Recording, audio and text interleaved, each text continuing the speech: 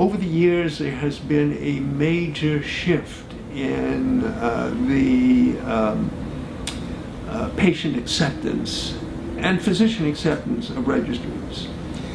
Many years ago, we shied away from registries because it was a stigma.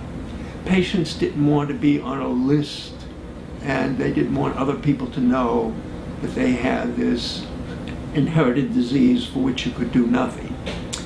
Today, the whole field has changed because we have treatments for genetic diseases. It all started in 1957 with Beckel and the discovery of low phenylalanine diet as a preventative and for phenylketonuria. And since that day, many enzyme treatments have been devised, many chemical treatments, we hope soon gene therapy. So we need registries for natural history. We have to know for certain when certain things happen to a patient. And patients are volunteering because they know that this data will be useful in getting approval for new treatments.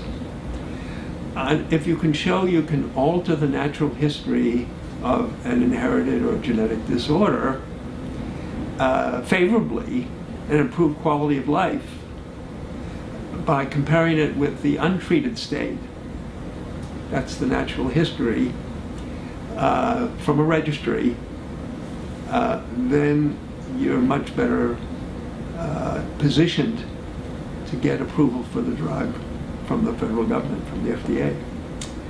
So maybe that's where the FDA comes in. At any rate, patient registries are useful now, and patients are joining with them.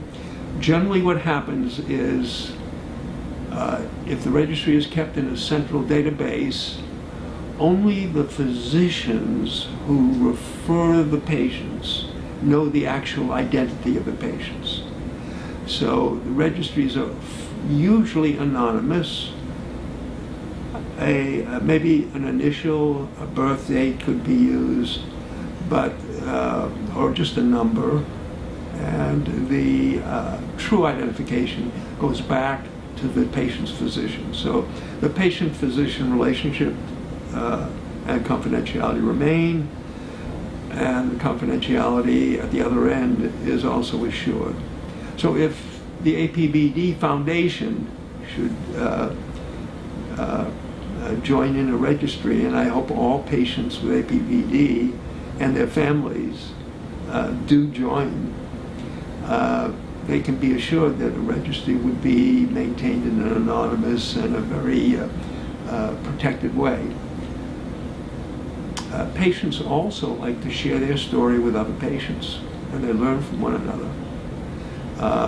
And so oftentimes they may, in their approval for the registry, indicate that they want their name used if it can help other patients, and their contact information available so that other patients can reach them, whether it's an email address or a phone number or what have you.